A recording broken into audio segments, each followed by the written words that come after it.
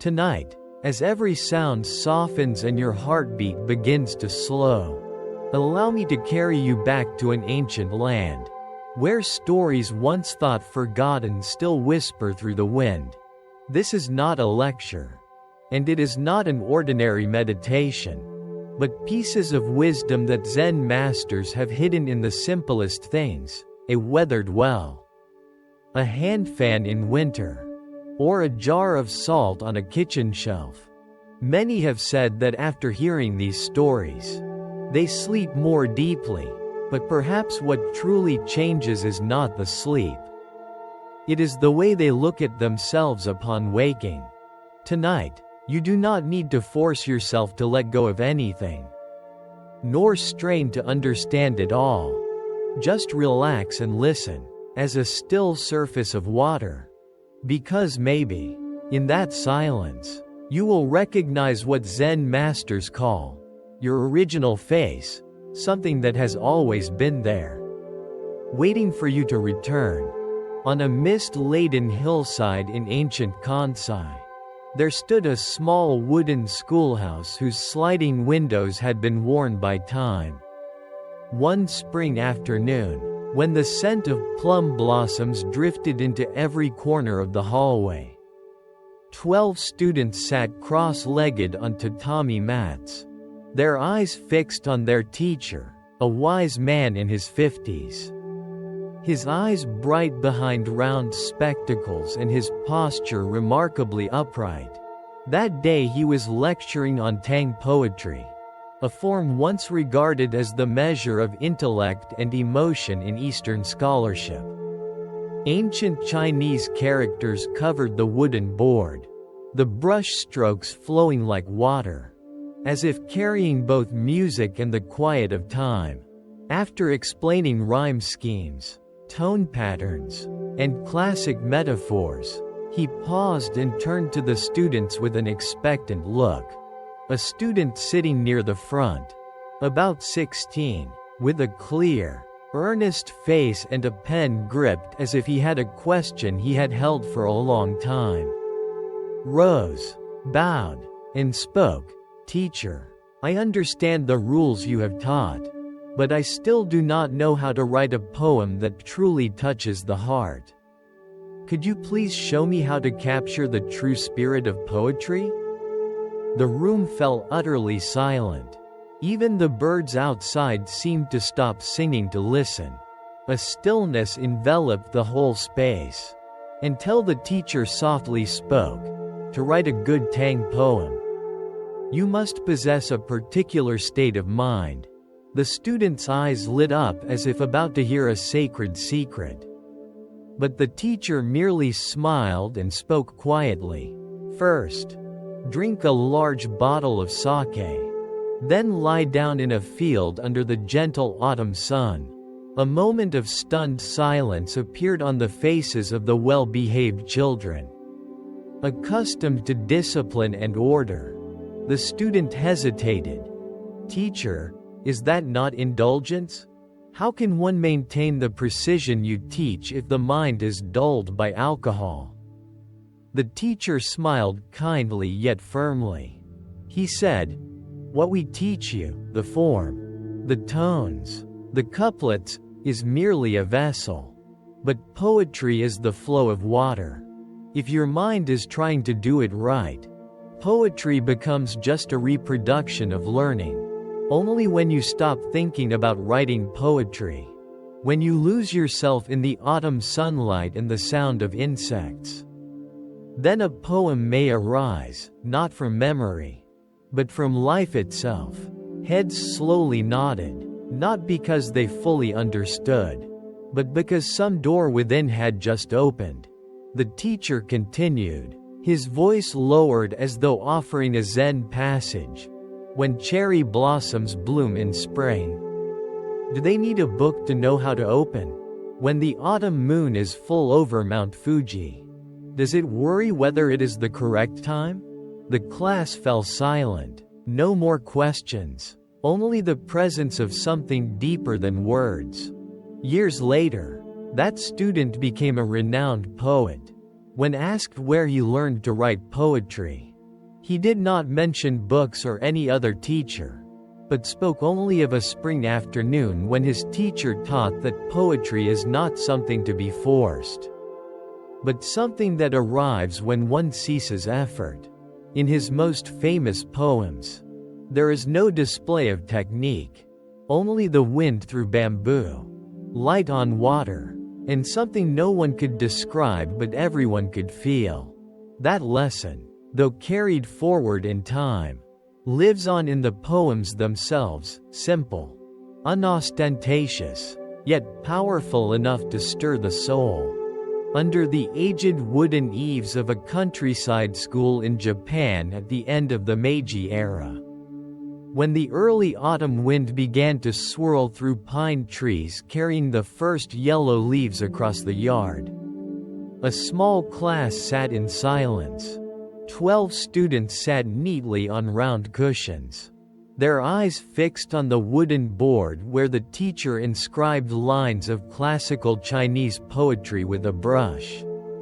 The classroom smelled of ink and rough paper, rich in the tradition of old schools. The teacher, a scholar of local renown who had studied in Europe but returned home to teach, was solemn and composed. He lectured on poetic rules, level and oblique tones, the symmetrical rhymes in Tang poems, and quoted subtle examples so that students might perceive the beauty of sound and imagery intertwined in each line. The students listened in silence, writing diligently, but behind the eyes of some was confusion, as if they were learning something too alien for their hearts. After finishing the theory section, the teacher turned to face the class, his gaze scanning each face. A student in the front row, intelligent and sensitive in appearance, raised his hand respectfully. He bowed his head and asked, "Teacher, I have tried to memorize the structure and practiced writing many regulated poems. Yet even when done correctly, I feel my poems lack spirit. Please teach me how to give poetry, shen, that is, soul?" The teacher did not answer immediately. A silence stretched between the rustling wind outside and the mottled sunlight through the lattice windows. Then he calmly put down his brush, looked directly at the student, and said, "If you want poetry with soul, first you must drink a bottle of sake until you are truly drunk. Then go to a meadow. Lie on your back under the autumn sun, carrying no books, thinking of nothing." The class fell quiet, then buzzed with surprise. Many exchanged glances, even bewildered. The teacher who had so strictly taught each brushstroke now advised drinking sake and sunbathing. The student spoke again, his voice lowered. "Teacher, is that not contrary to discipline? I fear I will no longer write correctly if I do not remain clear-headed." The teacher smiled faintly, a smile like a thin cloud. "What we teach you is only the frame. But poetry does not live in the frame. Poetry is born when the mind lets go. When you no longer try to write poetry, then poetry arrives." The sake and autumn sun I speak of are not necessarily literal. They are metaphors for a state of non-striving, where you return to life without judging it with your mind. The classroom gradually settled into stillness. No more whispers, only breath and silent reflection. The teacher walked over to the window and looked out at the school garden, where white chrysanthemum petals swayed in the breeze. He continued, "When cherry blossoms bloom, they do not ask how to arrange their petals correctly. When the moon shines down upon the mountains, it does not worry whether its angle of light is beautiful enough. Nature does not need adjusting, yet it creates moments that move the hearts of countless poets. In the same way, poetry should not be an effort to be correct, but life recorded when the mind no longer interferes.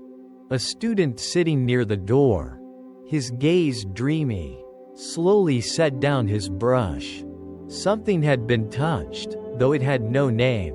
It felt like watching the moon reflected in water. Not something you could grasp, but something you knew was there. Years later, that student became a celebrated poet. He did not write often, but each of his poems was considered a precious gem. When asked who he learned poetry from, he simply smiled and said, "I once had a teacher who taught me to write poetry by lying in the sun and doing nothing." People laughed, thinking it a joke, but on quiet autumn nights, reading his poems, one could feel the gentle light slipping through pine trees, hear the wind playing across empty fields, and sense something utterly real, like life itself. Unpolished and unexplained, but enough to bring stillness to the soul. Like a poem that never tried to be a poem, but simply was. It is said that after that day, the student, his name was Renji, quietly changed the way he approached learning poetry. He no longer spent hours polishing every word, revisiting every rule, or rewriting lines just to reach some predetermined standard. Instead, he would carry a blank notebook and wander out to the fields behind the school at dusk.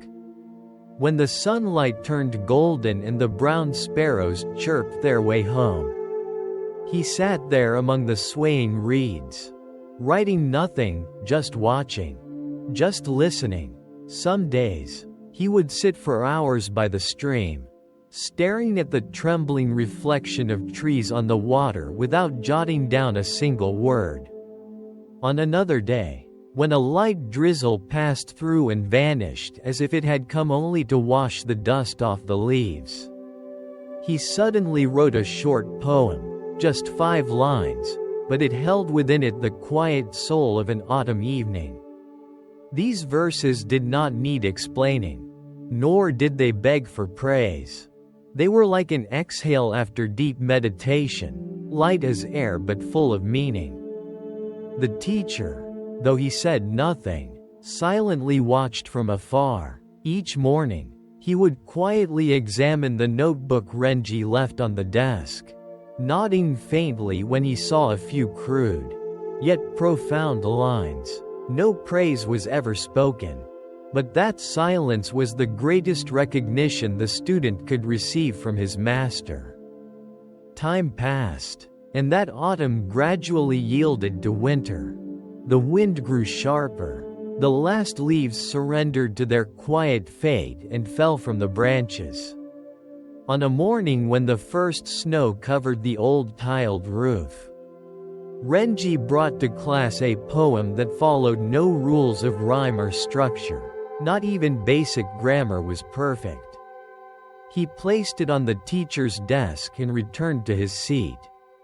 Heart pounding, the teacher picked it up and read slowly in the silent room. After a while, he set the page down, made no corrections, offered no suggestions, and simply said, "This poem needs no fixing.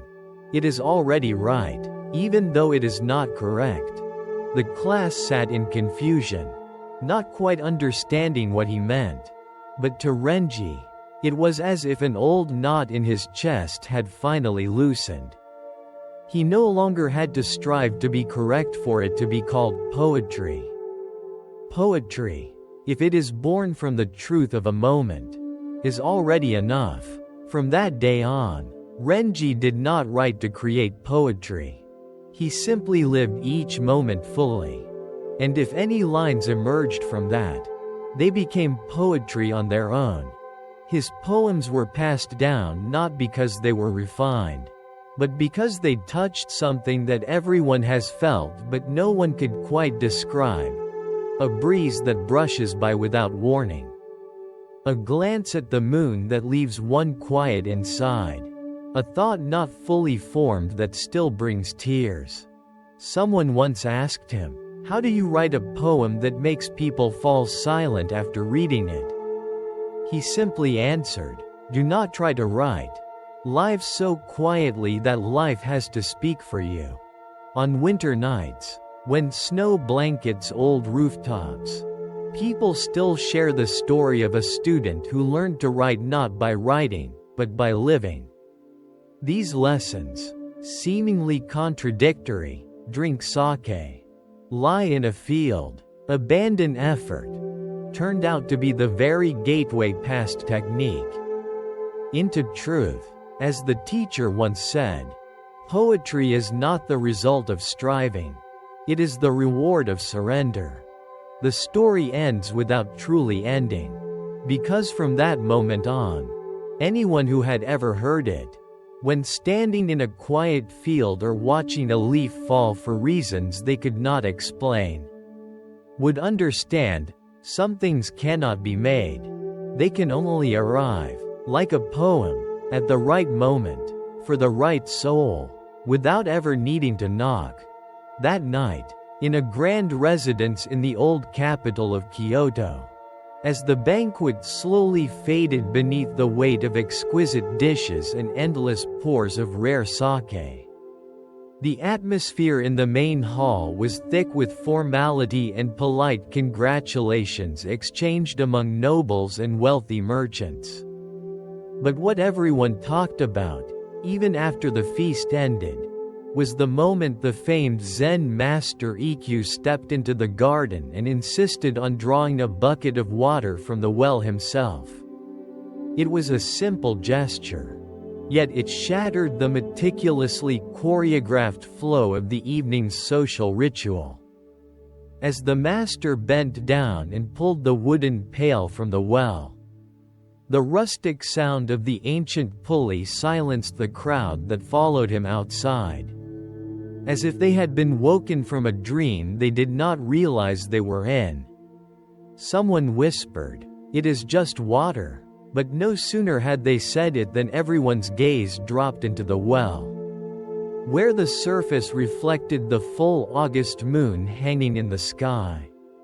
No one spoke further. The image of the moon in the well was breathtaking and full of meaning, a living koan, unfolding right before their eyes. Amid the silk brocade kimonos and aristocratic incense, the sight of the disheveled Zen master, dressed in plain cloth, gently lifting the bucket and drinking slowly in silence, left many unsettled. He said nothing accusatory, asked no rhetorical questions, yet one simple query broke the illusion. Does the well at your home, like this moon, give without asking anything in return?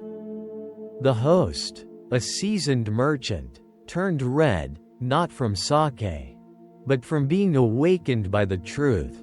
For the first time that night, his eyes held no calculation, no pride, only a bewildered contemplation, as if he had just realized that everything he had ever given had been weighed on a scale.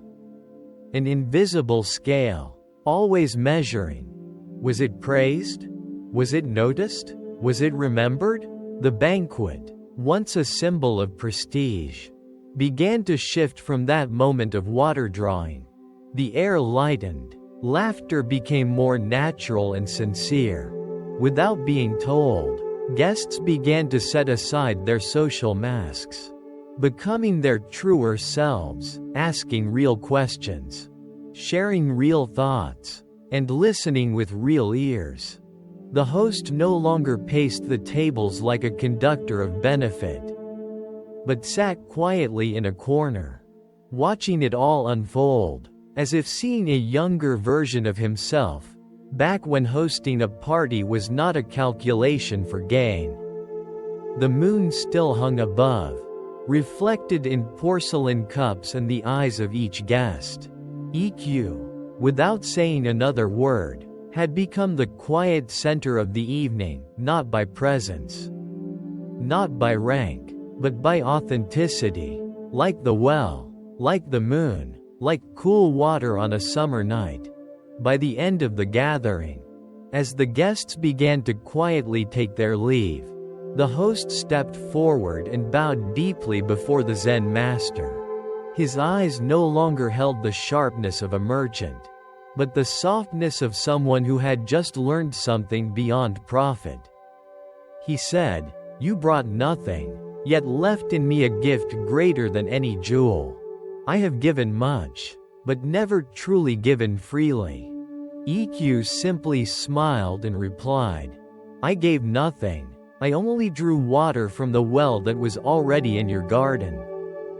That line struck like an arrow through the man's consciousness, leaving him in silence. From that day on, the merchant changed. The gatherings he hosted were no longer grand spectacles, but became known for their sincerity and simplicity.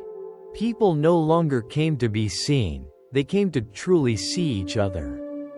The well in his garden was carefully preserved, not for the water it provided, but because it reminded him daily that truth, kindness, and clarity do not need to sparkle to quench the thirst of the heart.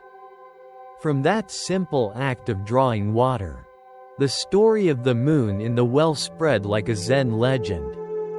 EQ was no longer remembered merely as a wise master, but as a living example of how simplicity can transform. Because sometimes, all it takes is one genuine gesture, one quiet reminder, one ladle of water drawn from the forgotten well within oneself, to illuminate an entire long night.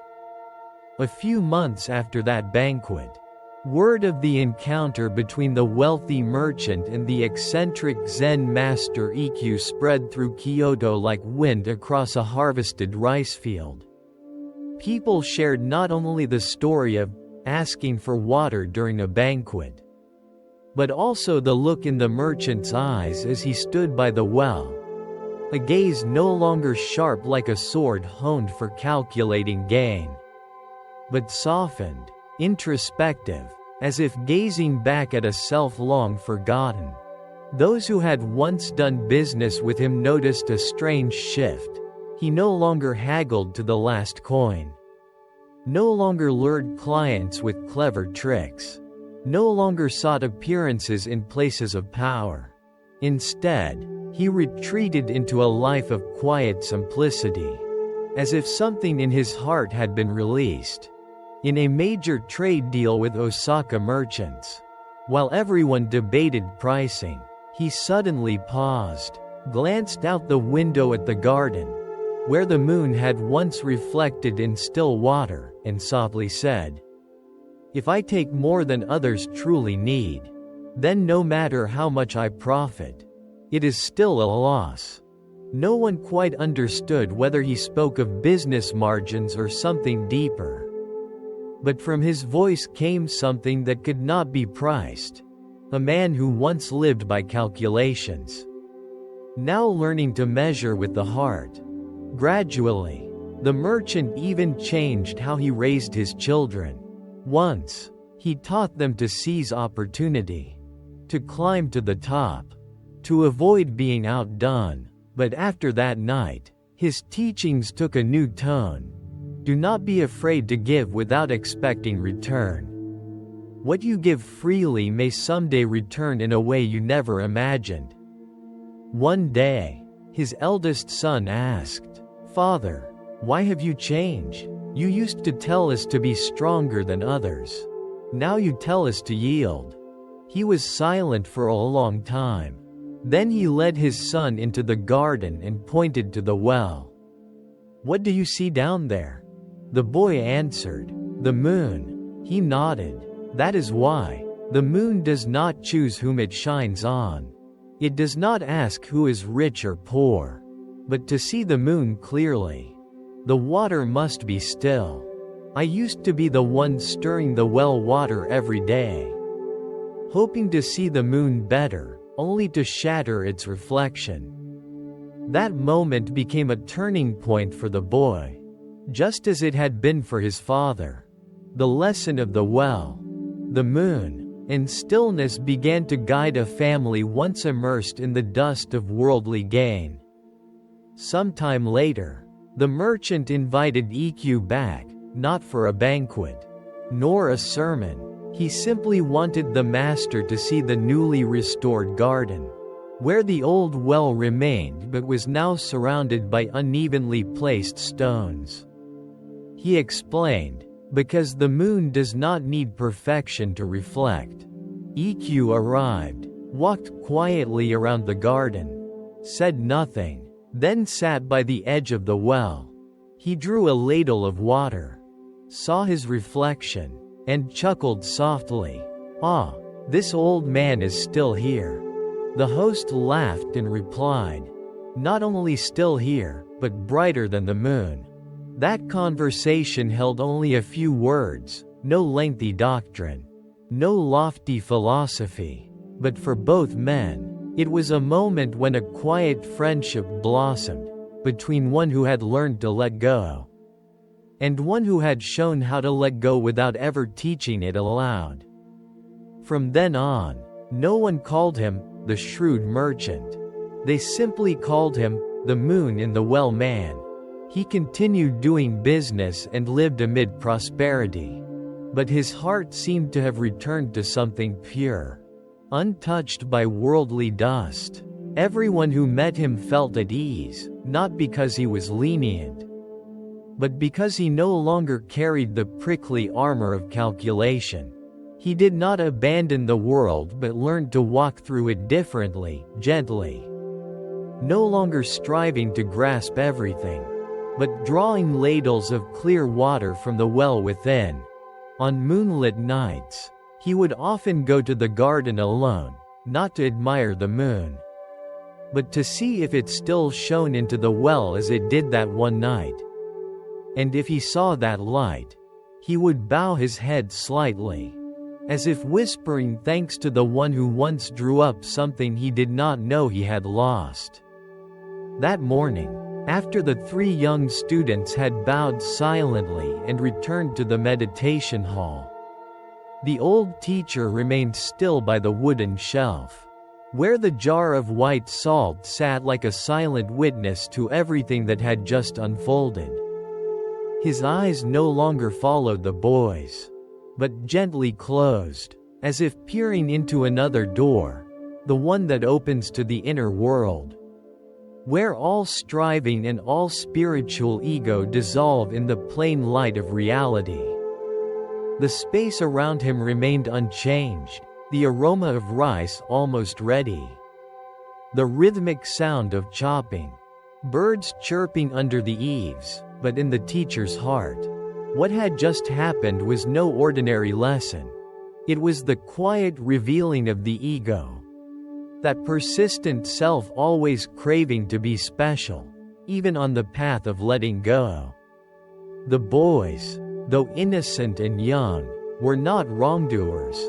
They simply reflected a human instinct, the desire to be recognized, to seek a transcendent experience as proof of spiritual progress. With eyes full of compassion, the teacher turned to the old cook, the same man who once trained alongside him when both were novices with shaven heads and tiny hands sweeping temple courtyards on cold winter mornings. Back then, they too dreamed of seeing the Buddha appear, of hearing heavenly voices echo from the void, of becoming extraordinary among ordinary seekers.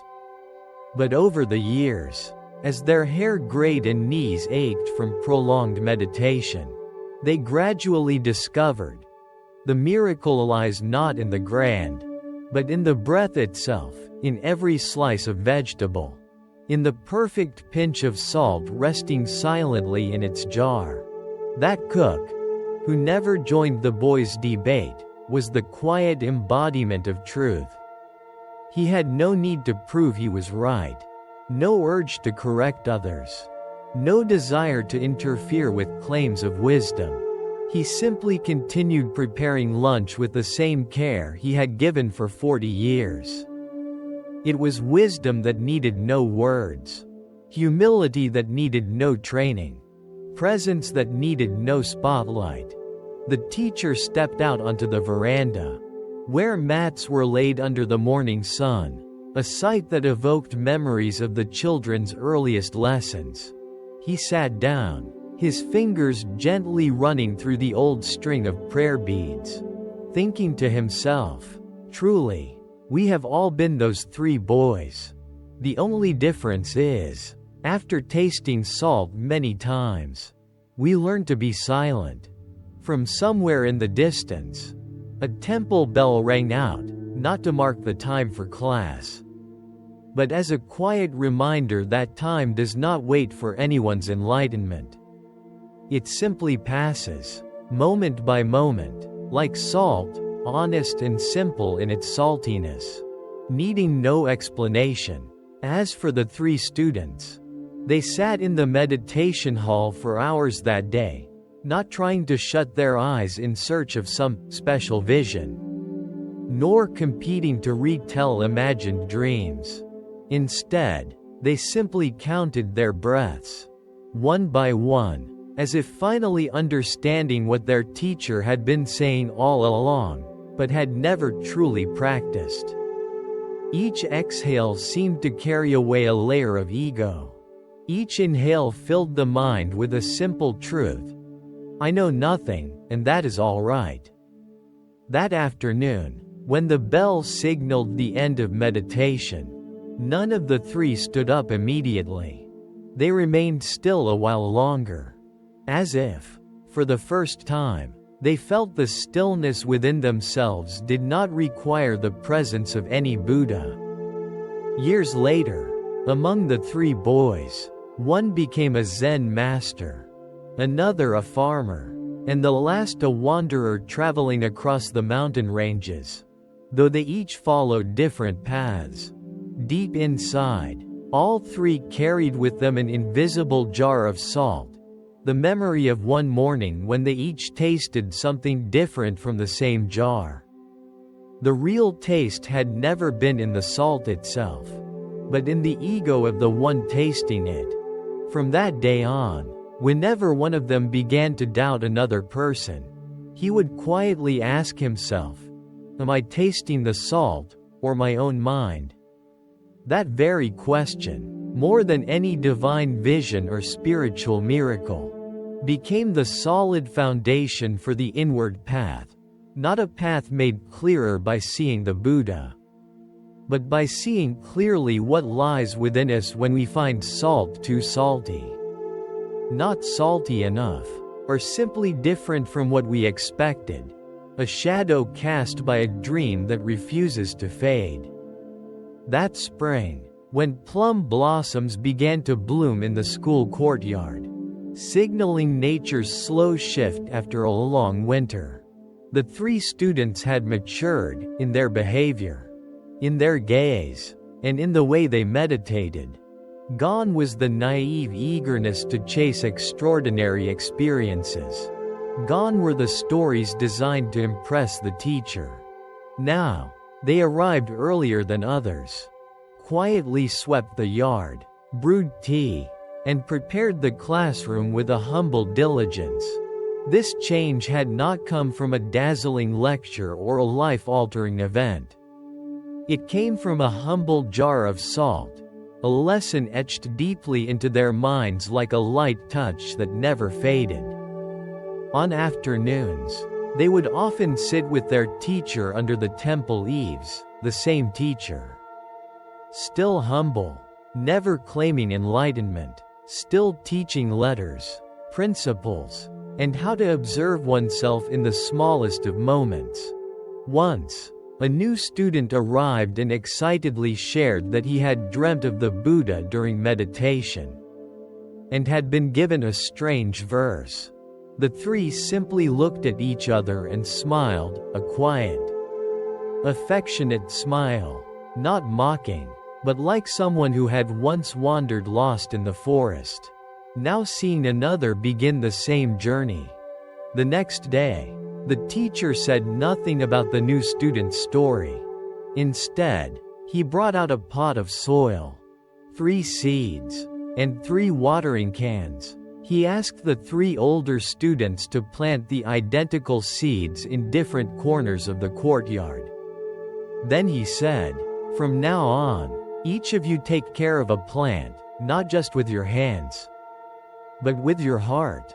There was no further explanation, no promised reward, no stated goal, but all three understood. This was not a gardening exercise. They began silently, each in their own way.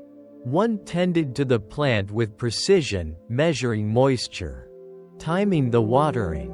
Another cared for his more gently, often meditating beside it each morning. The third kept it simple, watering regularly and whispering a few words when kneeling close. The teacher did not evaluate or comment. He simply passed by from time to time, placing a quiet hand on each shoulder with presence. But no words. A month later, the sprouts emerged, each plant shaped slightly differently, despite having come from identical seeds. The teacher stood before them for a long moment, then asked, "Why do you think plants of the same kind, in the same soil, look different?" The three were silent. One said, "Maybe it is the amount of water." Another said, "Maybe the timing of planting." The last said, "Maybe the heart of the one who cared for it." The teacher nodded, then led the entire class to the kitchen, where the old jar of salt still rested on the shelf. He scooped a small pinch, divided it into three, and placed each on a wooden tray. Then he asked, "If you taste it again, will it be the same as the first time?" The class laughed. Everyone understood. It was not the salt that had changed. It was the taster. From that day on, stories about seeing the Buddha, meeting Lao Tzu, or speaking with the patriarchs no longer appeared in class. Not because no one dreamed anymore, but because they no longer needed dreams to feel they were on the right path. They began to realize that sometimes, the simplest things, a grain of salt, a sprout, a breath, were the gateways to deep wisdom. If one would just stop, observe, and listen. The teacher never revisited the lesson, nor gave another explanation about spiritual ego. But from that day, the salt jar in the kitchen was no longer an inanimate object. It became a silent symbol of truth, that every experience passes through the filter of the self. And that what we see, hear, taste, and touch is colored by what we have yet to let go of. With every seasoning of a dish, every pinch of salt between their fingers, each student received a gentle reminder. Be careful, not with the salt, but with your own heart as you taste it. On a summer morning, as cicadas began their chant in the deep green canopies and the first light streamed over the eastern mountains, the old teacher led the class to the meditation yard behind the school, where large stones were scattered across a well-trimmed lawn. That day, there was no poetry lesson, no lecture on ancient philosophy. He simply asked the students to sit in a circle, each on a mat, no books, no pens. In the soft morning air, a gentle breeze stirred the grass, creating a faint rustling like a quiet soundtrack to what was about to unfold. When all were settled, the teacher brought out a small white ceramic jar. It bore no label, no markings. He placed it in the center of the circle. Without a word of explanation, he motioned with his hand. "Each of you, one at a time, taste it, but this time, say nothing. Just feel." Each student, from the eager youngest to the more experienced ones, stepped forward in turn, took a small pinch of salt, placed it on their tongue, and returned to their seat. No one dared to speak about what they felt. No one was allowed to discuss it. Everything happened in silence, like a sacred ritual where language was not permitted to interfere. After the last person had sat back down, the teacher gently raised his eyes and asked, "Is there anyone here who believes they have truly tasted the salt?" A few hesitant hands were slowly raised, but even they moved with uncertainty, as if unsure of what they had just experienced. The teacher smiled softly and said, "If you think that a single taste is enough to know the full flavor of salt, then perhaps you also believe that one glance is enough to understand a person." That sentence fell like a drop of ink on white paper, spreading through the students' minds. Not by logic, but by a quiet depth beyond words. In the stillness that followed, the teacher continued, his voice calm like early autumn water. "Salt does not change. But your perception does. Each time you come to this jar, you bring a different state, a different mind, a different longing. That is what changes the taste." A young student bowed his head, eyes clouded with realization, and whispered, "I thought it was the salt, but maybe it was me." The teacher said nothing, just nodded, as if affirming a truth that each person must reach on their own. The entire morning passed in near total silence. There were no long explanations, no abstract theories, just a small jar of salt and a growing stillness in the students' eyes. Learning to look inward instead of outward. Some lessons do not need explanation, do not need examples. They simply place us in front of ourselves with such subtlety that we do not even notice it is happening. That day, the students left the meditation yard with lighter steps, not because they had become enlightened, but because they had just set down a burden they never realized they were carrying, the burden of needing to understand everything. To say it perfectly, to have a spiritual experience worth telling. They had begun to understand that sometimes, silence is the most honest way to receive a truth. Just like the salt's flavor. Awakening cannot be forced, cannot be described. It can only be felt through the unadorned presence of a mind that has finally begun to settle. From that day forward, the salt jar remained in the meditation hall, not as a kitchen item, but as a living symbol. It reminded everyone that knowledge, without being tested by true experience, is only an echo in the mind. Now and then, a new student would ask the teacher, "Why do we keep tasting the salt in silence?" The teacher would simply smile and reply, "If you need words to confirm the saltiness, perhaps your tongue has not truly tasted it yet." Then he would scoop a pinch of salt, hand it to the student, and say, "Taste it again, but this time, do not think. Just let the salt sit on your tongue and be still with it." That was all, because that is how salt, and life, reveals its truth. In a remote countryside, where winding dirt roads snake through terraced fields and thatched roofs peek from beneath trees, there was a small Zen monastery nestled in a bamboo forest, where the wind through the stalks whispered like ancient voices. The abbot there was an old man with white hair and a faded indigo robe. His life was so simple it seemed untouched by any concept of modern time. Locals called him Master Yu, not because he had written books or spoken before crowds, but because his presence was like the village well, unnoticed most days, but the first to be remembered when someone was thirsty. One day, a young man came from afar. Though still youthful, his face bore the deep lines of struggle, and his eyes revealed the quiet confusion of someone who had just passed through an inner crisis. He said he had studied many disciplines, read hundreds of books, and meditated rigorously for months, yet still could not find peace. His voice carried urgency and fatigue. "Master, how can I let go of this suffering? Have I not tried enough?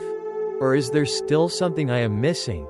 Master Yu did not respond right away. He quietly poured tea into 2 simple ceramic cups, one for the guest, one for himself. The steam drifted gently in the morning chill, slowing the entire space. When the cup was placed before the young man, the master said only, "Drink." The young man took a sip and looked up, waiting for some explanation, but Master Yu offered none. He simply gazed toward the bamboo forest, where sunlight streamed through the leaves in swaying ribbons of light. After a long silence, he stood, pointed to the well behind the monastery, and said, "Fetch me a bucket of water." The young man did as asked. When he returned, the master said, "Now water the plum tree by the door." When that was done, he added, "Good, now sweep the leaves from the courtyard." For 3 days, the guest was assigned such simple chores: sweeping, gathering firewood, cooking rice, washing dishes, hauling water. There were no lectures, no formal meditation sessions. In the evenings, Master Yu lit a single oil lamp and sat on the veranda under the stars, while the guest sat beside him in silence. On the 4th day, while washing clothes by the stream, the guest could no longer contain his frustration. He placed his hand on his chest and exclaimed, "I came here for liberation, not to be a servant. Why have you taught me nothing?" Master Yu, still sitting on a stone with bare feet in the water, looked at him with no anger, only gentle eyes. "I have been teaching you. Little by little, you just expected the lesson to come wrapped like a magic spell." The young man looked confused. The master continued, "When you carried water, did you notice how your hands trembled from exhaustion? When you watered the tree, did you see how the droplets landed on the leaves? Or were you only thinking of the suffering you still could not release?" A breeze passed through, carrying a few wildflower petals into the flowing stream. They both watched in silence. The young man suddenly realized that all this time, he had been waiting for enlightenment to appear as something grand, a sudden flash in the mind, a thunderclap that would dissolve all pain. But over these past few days, the nameless, humble tasks, actions that once seemed meaningless, had begun to rinse away the chaos he had created with his own theories and expectations. When he returned to his room, he bowed to the master without needing a single word. His eyes now carried no more demands, only a calmness, like a stream without ripples. On the winding path that led away from the monastery, he remembered the feeling of the water bucket in his hands, the sound of bamboo leaves rustling in the wind, the taste of that first simple tea. These things now felt oddly complete, needing no explanation, no label of Zen or enlightenment. Sometimes, letting go does not happen when we try to let go, but when we forget that we are holding on. Like when washing dishes and simply washing dishes, not thinking of suffering, not trying to escape it. In that simplicity, a door opens. It makes no sound, but whoever walks through it is no longer the same. A few years after leaving the monastery nestled deep within the bamboo forest, the young man, now a middle-aged man, returned to that familiar land on a quiet autumn afternoon. His demeanor was calm, and the fog of uncertainty that once clouded his eyes had long lifted.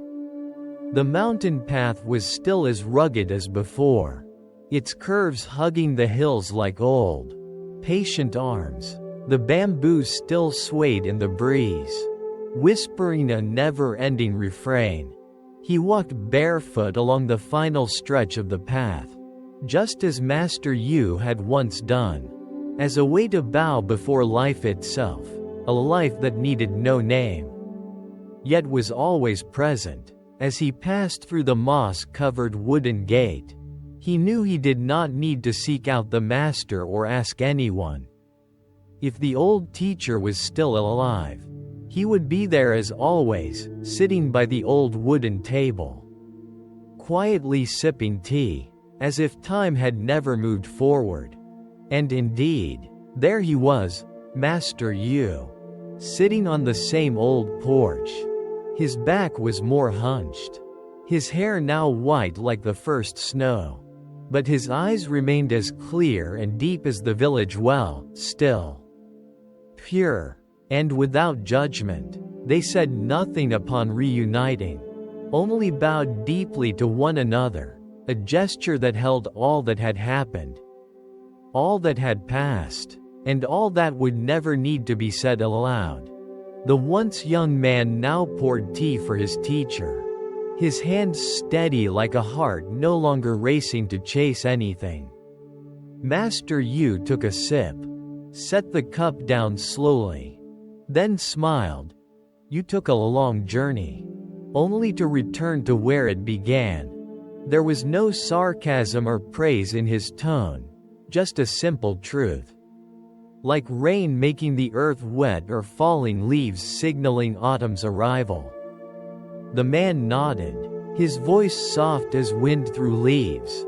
I have traveled far, met many teachers, read more books, but no place stayed in my memory like this one, where I was only taught to draw water, sweep leaves, and water a tree. He spoke of his wandering years, sometimes teaching meditation, sometimes living quietly in the city, sometimes doubting his path, but in every moment of fatigue, every time his heart trembled, he recalled the master's eyes beneath the moon, the old hands carefully stacking kindling, and most of all, the days he lived without needing to prove he was on the path. These memories did not arrive as nostalgia, but as something woven into his very being, silent yet alive, needing no reasoning to be real. That evening, as the sun set behind the bamboo grove, the golden light spilled across the porch where they sat in silence. A sparrow fluttered down to the stone step, paused for a moment, then flew away, leaving a silence more complete than any conversation. At last, the man rose and bowed deeply. I came to thank you, he said, but now I know there is nothing to thank. What you taught me never left me. Master Yu only nodded, his eyes expressing no pride, but something deeper, something that seemed to say, then you truly understand. In that moment, there was no longer teacher and student, only presence, only two human beings, with no need to become anything else, learn anything more, or prove anything to anyone. On the way down the mountain, he walked much slower, not because of age, but because each step now carried a deep awareness. Dry leaves rustled beneath his feet, wind moved through the bamboo, and the moon had just begun to rise at the edge of the sky. He remembered an old teaching from the master. You want to let go of suffering, but you have never looked directly at the hand that holds it. He had not understood then. Now, he did. Letting go is not throwing something away. It is not forcing yourself to abandon it. It is simply seeing that you are holding on, and choosing not to hold anymore. In that recognition, there is no effort, no strain, only a quiet space, light as breath, where suffering dissolves like morning mist under the rising sun. On a foggy morning in a distant mountain region, when the birds still hid within the mist and dew sparkled on blades of grass, A young novice stepped carefully into the meditation hut where an old Zen master had lived in seclusion for many years.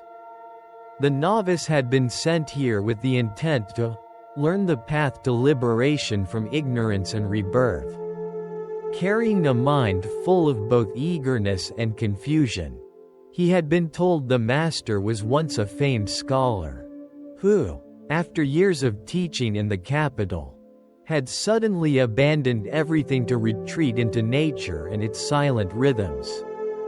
To the novice, this conjured the image of a mystical sage ready to hand him the key to eternity. But when he entered the hut, he saw only a frail old man tending a fire for boiling water, his thin hair like mist, and his gaze as if it had known the novice long before he arrived. There were no grand welcomes, no sacred teachings offered, just a single, simple question, light as a dry leaf falling. "Have you had breakfast?" The boy hesitated, then nodded. The master pointed toward the back of the hut. "Then go to the stream and bring water to wash the dishes." For the first 3 days, the novice was given only small tasks, splitting firewood, carrying water, sweeping leaves, washing clothes. Each time he asked something about meditation or the end of suffering.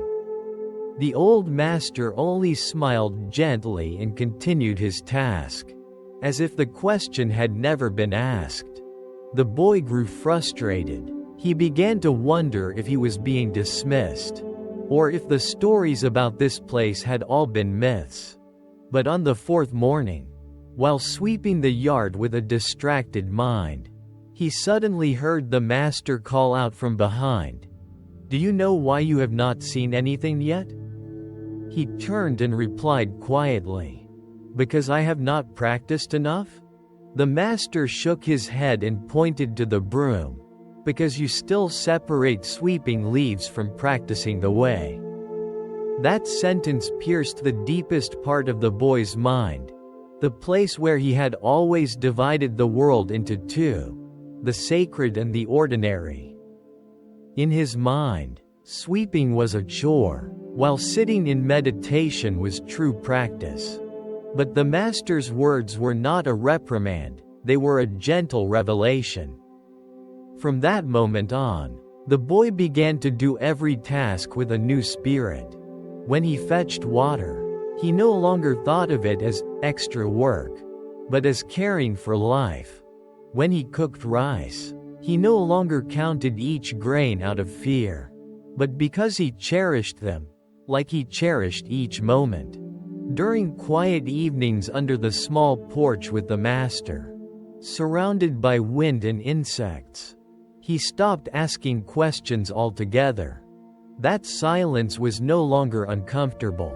It was complete, as if all the answers had already been given. Just not in words.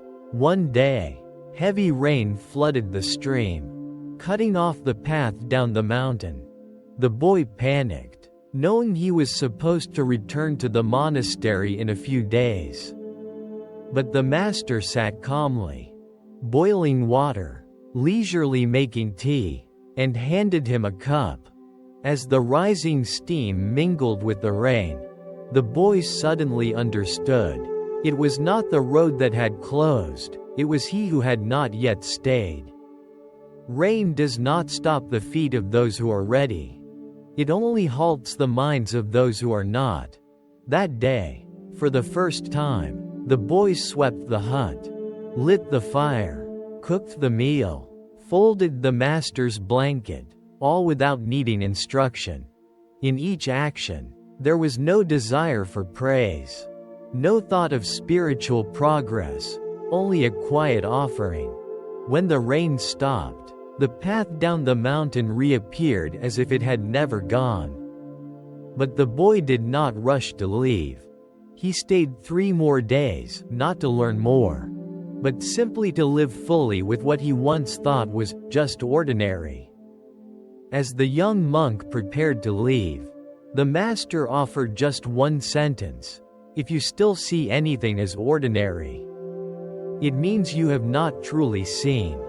The boy bowed deeply, then walked away without looking back. On the leaf-covered slope leading down the mountain, he felt each step touch the earth as if touching the core of his own being, no longer dividing sacred from mundane. Practice from life. Every act, no matter how small, if done with a mind free of distinction, could become meditation. Like a drop of water, it does not matter whether it falls from a thatched roof or a drifting cloud. Its essence remains the same, clear, silent, choosing no place to land. Sometime after leaving the remote hut, the once young novice became a young teacher at a large monastery in the lowlands, where students gathered from many regions to study. People respected him not only for the wisdom revealed in his words, but also for the quiet composure in how he lived, always appearing at the right time, saying only what was needed, doing only what was needed, and never leaving a trace for himself. In each class, instead of beginning with scriptures, he often told simple stories, one time lighting a fire with damp wood, another time over salting the rice, another sweeping leaves just as the wind blew them back again. At first, students thought he was joking, but over time they realized that behind the simplicity were layers of deep insight, lessons not wrapped in doctrine, but hidden in each gesture, each daily act, if seen with an unbiased eye. One summer afternoon, a young student approached him, his eyes weary with unanswered questions. He knelt and asked, "Teacher, why does my mind remain unsettled no matter how much I meditate? I have tried sitting longer, chanting with more focus, but my mind is still full of agitation." The teacher looked at him for a while, then pointed outside. "Do you see that broom?" The student nodded. "Bring it here." When the bamboo broom was set beside him, the teacher said, "Sweep that corner of the yard for me, where the leaves are wet and sticking." The student did as told. After a while, seeing the yard clean, he returned to report. The teacher asked, "You have swept, but why are more leaves still blowing in?" The student hesitated, unsure how to respond. The teacher smiled. "Your mind is like that yard. The fallen leaves are thoughts and emotions. You think that sitting still will stop the wind, but the wind still blows. The leaves still fall. Your task is not to stop the wind, but to learn how to sweep without anger when the leaves return." That line left the entire class silent. Some lowered their heads, others smiled gently, as if a stone in the heart had been lifted without making a sound. From that day on, the young student no longer treated meditation as a duty. He began to sit like resting, breathe like living, and watched his thoughts pass by like people in the street, needing neither to keep them nor chase them away. One day, while washing dishes after a meal, he suddenly understood the master's old words, "If you still see anything as ordinary, you have not truly seen." Because in that moment, when he was not thinking of the task as secondary, not waiting for inner peace, not searching for a spiritual moment, he felt his mind flowing like water through his hands, leaving nothing behind. Years later, when that young teacher's hair had turned silver, a new student asked him, "Master, what is enlightenment?" He did not answer right away. He lifted a warm bowl of tea, sipped slowly, then set it down and said calmly, "Enlightenment is when you drink tea, and only drink tea." The student was puzzled, but within that answer was an unusual stillness, a stillness in which dewdrops of wisdom could form. Not from words, but from presence unbroken, amidst scholarly lectures and vast scriptures. Perhaps the deepest truths lie in moments of pouring water, folding robes, or simply walking across the courtyard at dusk, when the mind is no longer seeking, but quietly flowing with life itself. Just as a leaf does not need a reason to fall, the wind does not need an intention to blow. Awareness needs no name to be real. It simply is, as it is. One late autumn evening, as the sun set behind the bamboo grove, casting slanted rays across a mossy courtyard, the elderly teacher stood quietly in the garden, holding the same bamboo broom he had used for years. Its bristles had softened, the wooden handle polished smooth by countless hands. To him, it was no longer just a tool, it was a silent companion. One that had joined him through countless seasons of falling leaves.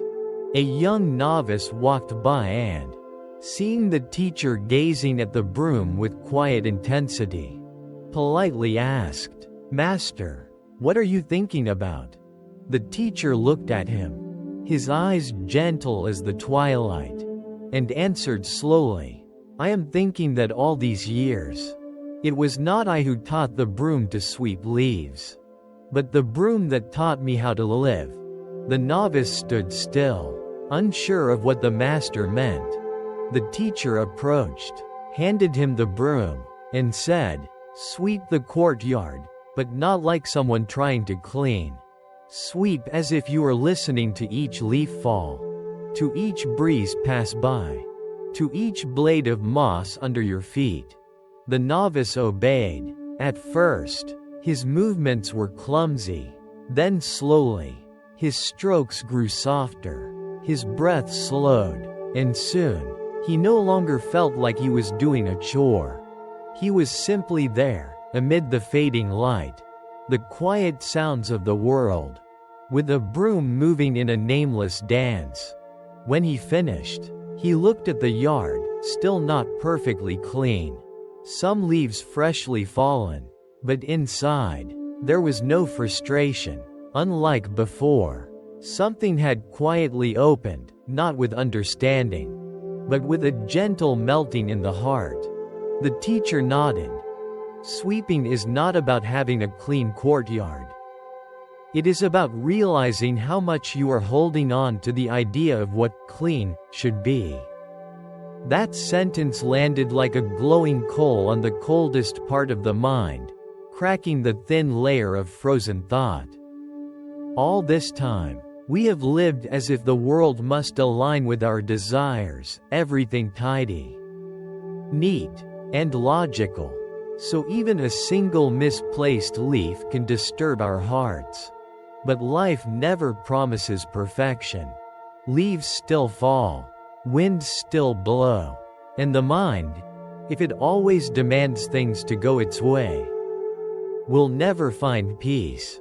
Only when we sweep the yard without needing it to be perfectly clean. Only when we live without needing the world to be exactly right.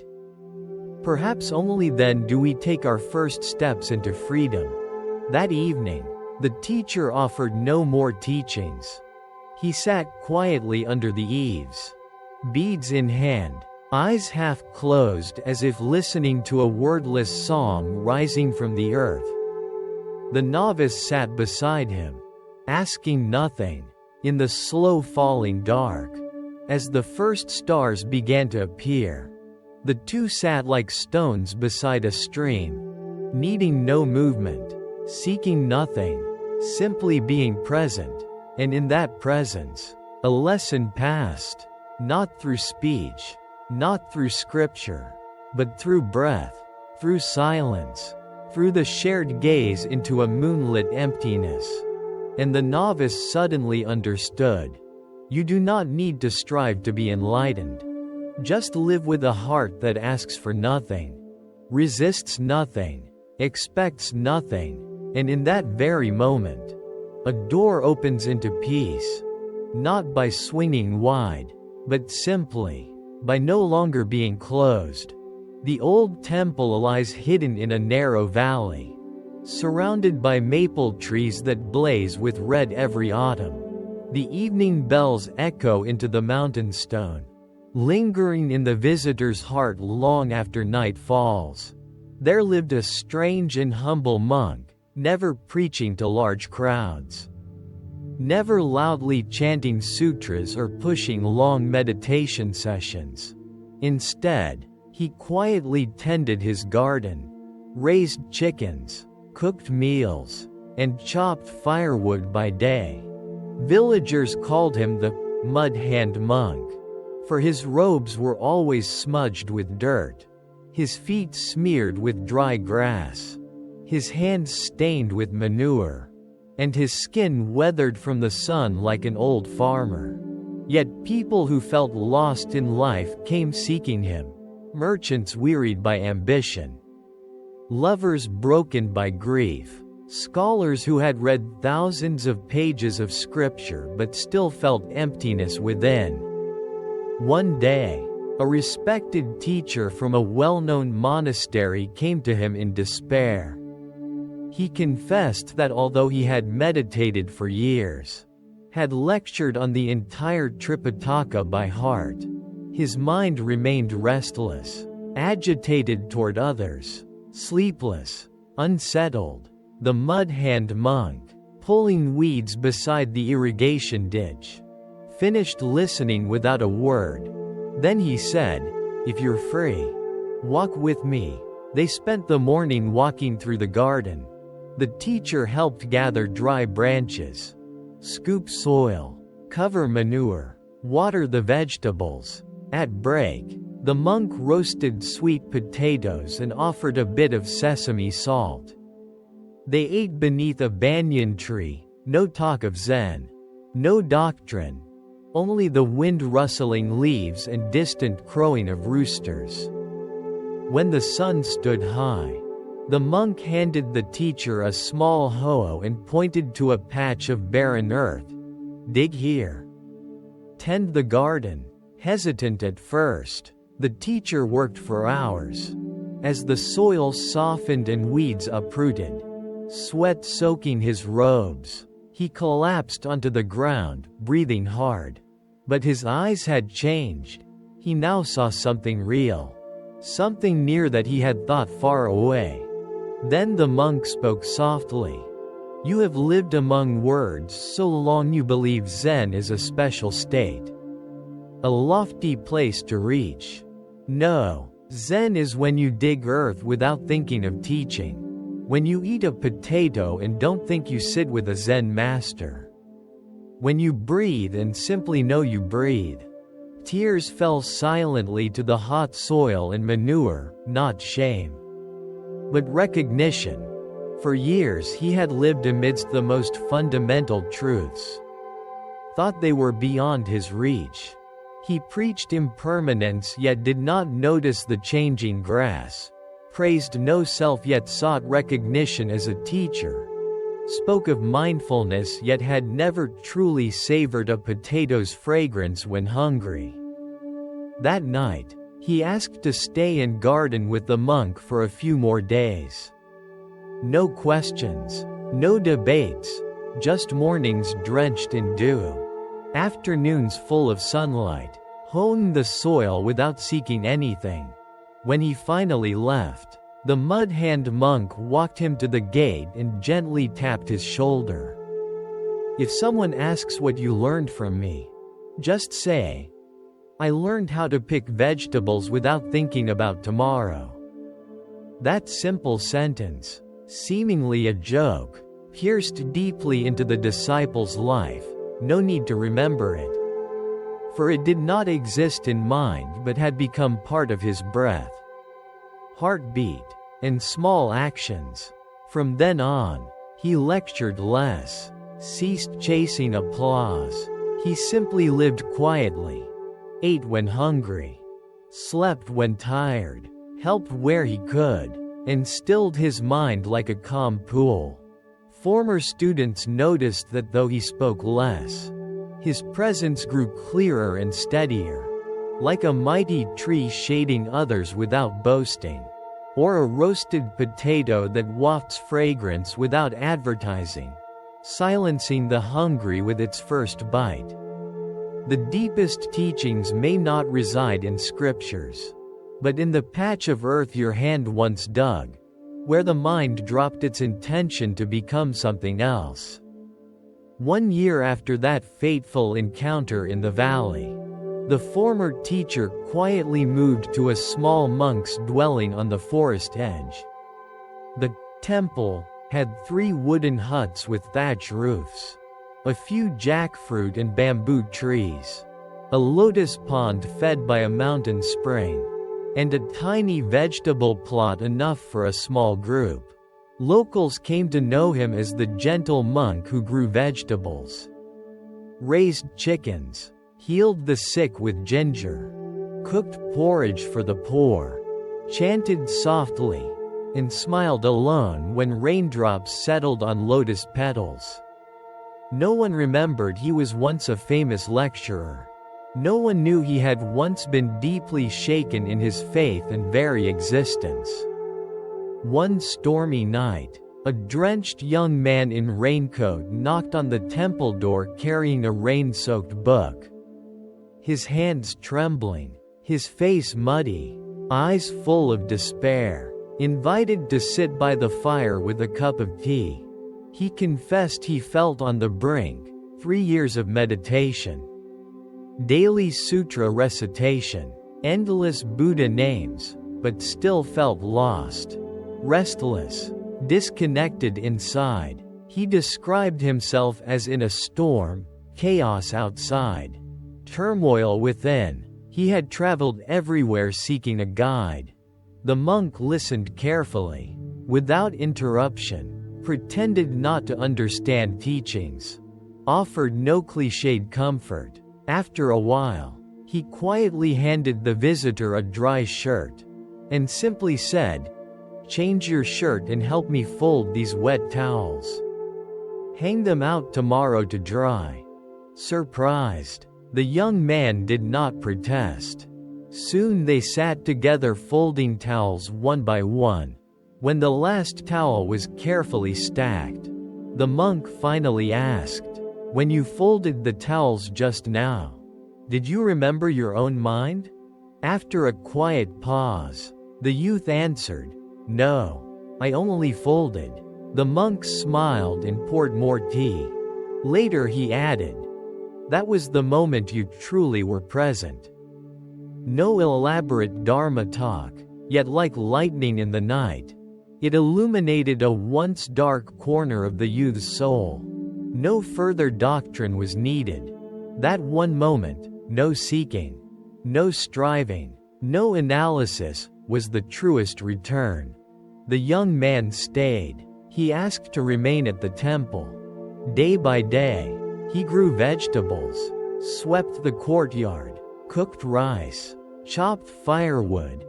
Tasks he had once viewed as secondary to spiritual practice now became refuge for his very being. Life has its paradox. The more we chase truth in the sublime, the farther we get, yet the more we live truly in the ordinary, the closer we become. Liberation's door does not reside atop a mountain or at journey's end. It arises when we wash a bowl with total attention. As the ancients said, 1,000 sutras are no match for one moment returning to the breath. But only when we cease striving to be someone who can breathe correctly do we begin to inhale and exhale as beings truly alive. Zen does not teach us to escape life. It teaches us to dissolve into each moment of life. Like salt dissolves in water, unseen, yet deeply felt. The ancient temple lies hidden in a narrow valley, encircled by maple trees that blaze crimson each autumn. Here, the sound of the evening bell once echoed into the mountain stone, and lingered in the hearts of visitors long after night fell. Living there was an unconventional monk. He never preached before a crowd, never chanted sutras loudly, nor advocated long hours of seated meditation. Instead, each day he quietly tended the garden, raised chickens, cooked meals, and chopped firewood. Villagers called him the mud-hand monk, his robes always smeared with earth, his feet tangled in dry grass, his hands stained with manure, his skin bronzed from labor like a veteran farmer. Yet seekers drawn by loss, ambition, grief, or existential emptiness found their way to him. Even those who had memorized thousands of scripture lines, yet felt hollow within. One day, a respected teacher from a famous monastery arrived in a crisis. Though expert in meditation and learned in the entire Tripitaka, his mind remained unsettled, tense with others, sleepless, unresting. The monk paused while pulling weeds beside an irrigation ditch. After listening, he only said, "If you are free, walk with me." For a morning they worked in the garden, gathering branches, shoveling soil, burying manure, watering vegetables. At rest, the monk roasted sweet potatoes and shared sesame salt under a shade tree. No Zen dialogue, no lectures, just the wind through leaves and distant chicken calls. When the sun stood high, he handed the teacher a small hoe and pointed at a barren plot. "Dig here. Tend the garden." The teacher hesitated, then labored for hours. As the soil softened and weeds released roots, sweat soaked through his robe. He collapsed, breath ragged, but his eyes had shifted. Something close he once believed was distant had come near. Then the monk spoke. "You have lived sermons so long, believing Zen is some lofty state, a place to reach. But Zen is digging without thinking of teaching, eating a potato without thinking you are with a Zen master, breathing and simply knowing you breathe." Tears quietly traced his cheeks to the warm earth, not shame, but recognition. Years of talking impermanence without noticing the changing grass, praising no self while seeking recognition as a teacher, teaching mindfulness while never truly savoring a roasted potato when hungry. That night, he asked to stay and garden more days. No questions, no debate, just mornings drenched in dew, afternoons of sun, hoeing soil with no seeking. When he left, the monk walked him to the gate, gently tapped the shoulder. "If someone asks what you learned from me, simply say, 'I learned to pick vegetables without thinking about tomorrow.'" What sounded like a joke held the deepest teaching, not memorized in mind, but embedded in every heartbeat, breath, and humble gesture. From that day, he lectured less, no longer sought applause. He quietly lived, ate when hungry, slept when tired, helped where he could, and stilled his mind like a calm pond. Former disciples noticed, his speech diminished, yet his presence grew steadier and brighter, like a tall tree that shades others without announcing itself. Or a roasted potato whose aroma silences hunger with the first taste. The truest teachings may not lie in scriptures, but in the patch of earth you once dug, the moment intention stops and presence remains. A year later, he quietly moved to a small mountain-edge dwelling beside the forest. 3 wooden huts with thatch roofs, a few jackfruit and bamboo trees, a lotus pond fed by a mountain spring, and a tiny vegetable garden enough for 4 people. Locals came to know him as the gentle monk who grew vegetables, raised chickens, healed the ill with ginger, cooked porridge for the poor, chanted softly, and smiled at raindrops on lotus petals. No one reminded him of his scholar past. No one knew of his earlier crisis in faith and selfhood. One stormy night, a soaked young man knocked on the temple door, carrying a waterlogged book, trembling, mud-smeared, haunted by despair, invited by the fire to drink tea. He confessed, 3 years meditation, daily sutra recitation, thousands of Buddha names, but still chaos inside. Outside the storm raged, inside he trembled. The monk quietly listened. At length, he offered a dry shirt and said simply, "Change your shirt. Then help me fold these wet towels. Hang them tomorrow." Surprised, the visitor silently complied. Leaf by leaf they folded towels. When they finished, the monk asked, "When you folded the towels, did you think about your mind?" After a pause, the young man replied, "No, I was just folding." The monk smiled. That was when you were truly present. No elaborate teaching, yet it was like a lightning strike in the night, illuminating a shadowed corner of his soul.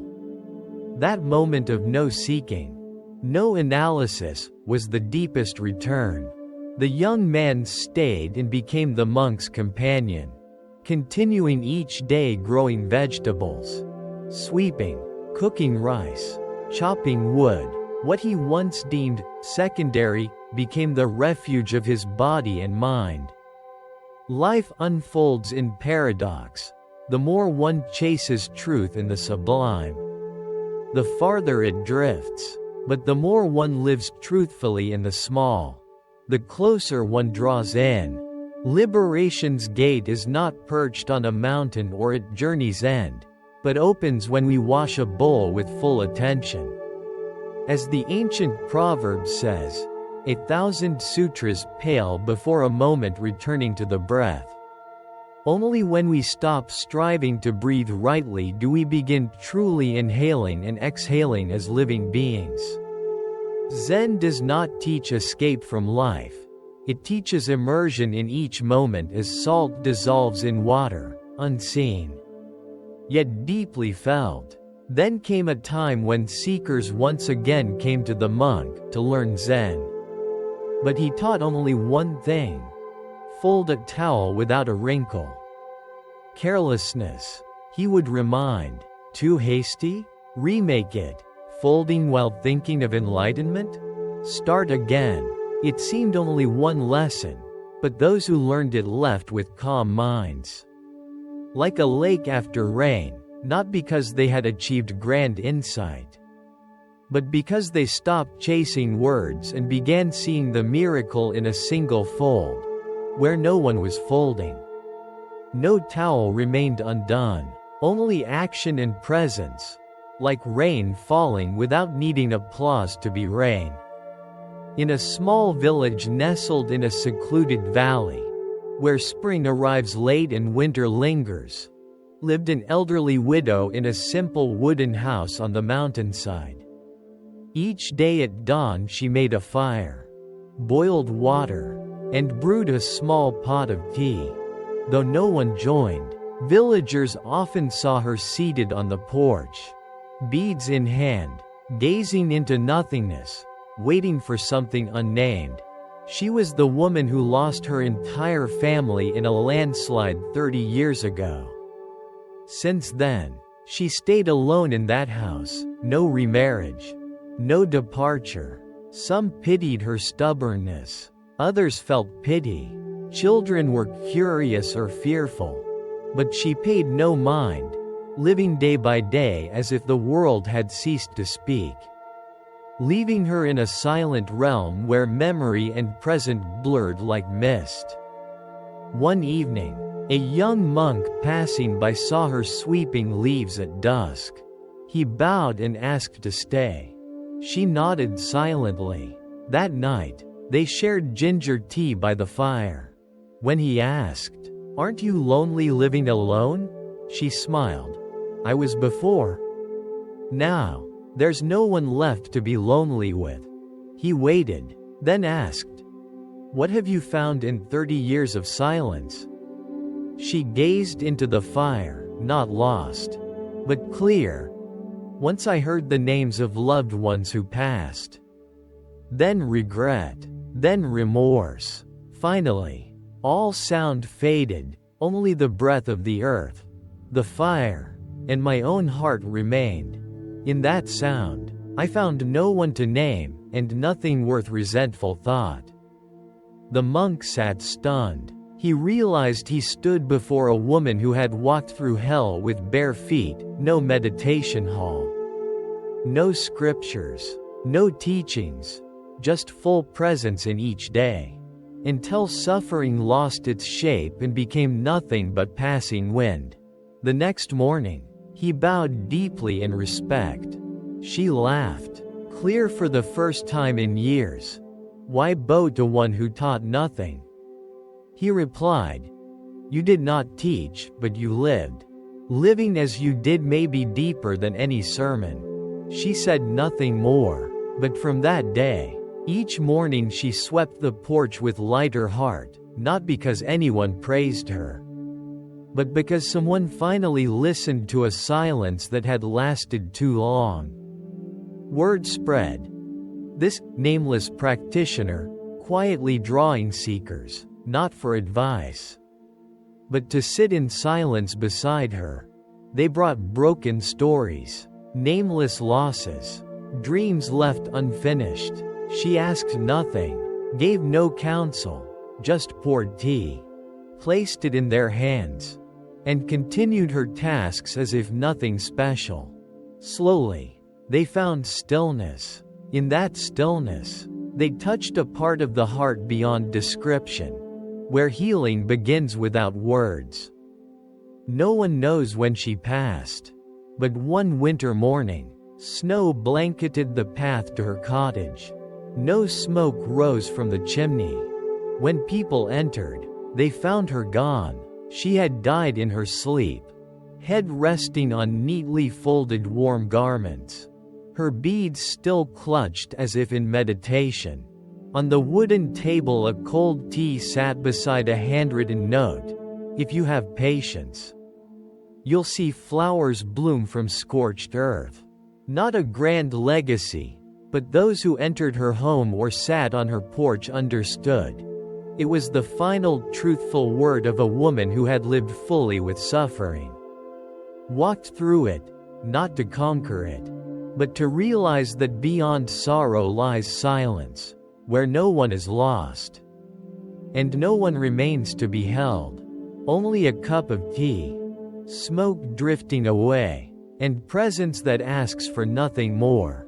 Years later, the wooden house still stood, roof weathered.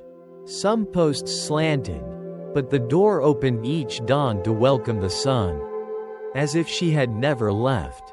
Villagers took turns clearing the yard and brewing tea to place on her old wooden table. Then sat quietly before returning. They came to call it the temple with no bell, for without abbot, lectures, or ritual, stepping inside softened voices, slowed steps, and quieted hearts naturally. Those who had met her in life didn't speak grandly. They said simply. She knew how to listen, a gift many spend lifetimes learning but never master. A grief-stricken mother who lost her son in an accident once came, intent on ending her life. But after spending time in that house, she didn't. She told of no words spoken, just cold tea. A small wooden chair beside the doorstep, a yard full of fallen leaves, and a presence that held her sorrow without needing to console it. No philosophies, no platitudes, but somehow she felt less alone. Perhaps because the house had witnessed so many tears that its wood, stones, and air had absorbed the pain, and so those who entered could gently lay down burdens without asking why. Since then, each year on her son's anniversary, she returns, sweeping the courtyard, brewing tea, placing a wildflower at the window, and sitting quietly as if in conversation with someone she still holds in heart. A visiting Zen master, hearing of this place, quietly came, without announcement, without saffron robes, only wearing a simple straw hat and cloth bag. Upon entering, he bowed like before a shrine, then sat beside the now cold tea. Later he wrote in his journal, "A person who did not teach Zen, preach sutras, or chant publicly, yet lived like a silent bell." He placed a dry lotus on the table and walked away. Locals later retold this as proof. Sometimes a silent life becomes a living sutra, not recited but felt, each memory bringing a calm settling of heart. No doctrine, no title, just living fully with what one has, where one is, as she used to live with suffering until it lost shape, and then simply wasn't. The house aged through many moons, its roof tiles falling away, timbers eaten by termites. Then a group of young people who had once visited decided to rebuild it, not changing its original design. Not repainting, only replacing what was truly broken. They preserved every worn handprint, every smudge of cooking smoke on the walls, every rickety door faded by time. They called it wind-soft hermitage. There was no Buddha statue inside, only a small sign bearing the elderly woman's words, "If you have enough patience, you will see flowers grow from what was once scorched earth." People began to arrive, not to ask for guidance or teachings, but to sit and hear the voice of their own hearts in a space that did not judge. Whether winter chill or summer heat, the place was still visited, not in crowds, not loudly, just enough to keep that quiet flame burning. Perhaps in the vastness of life, not everyone is a lamp or a guide, but one who lives fully with their suffering until it transforms into compassion, as that elderly woman did, becomes like a steadfast cedar in the deep forest. No need to bloom, only to stand firmly so that others lost along the way feel peace. In a misty mountain town, once lived a middle-aged man known as a shrewd, successful businessman. After a devastating legal battle, he lost everything: his business, his family, his friends turned their backs. He felt like a broken vessel, intact in form, but utterly empty inside. He drifted back to the town where he once visited as a youth, rented a small room by a stream, and spent his days in silence and despair, unsure how to begin again each morning.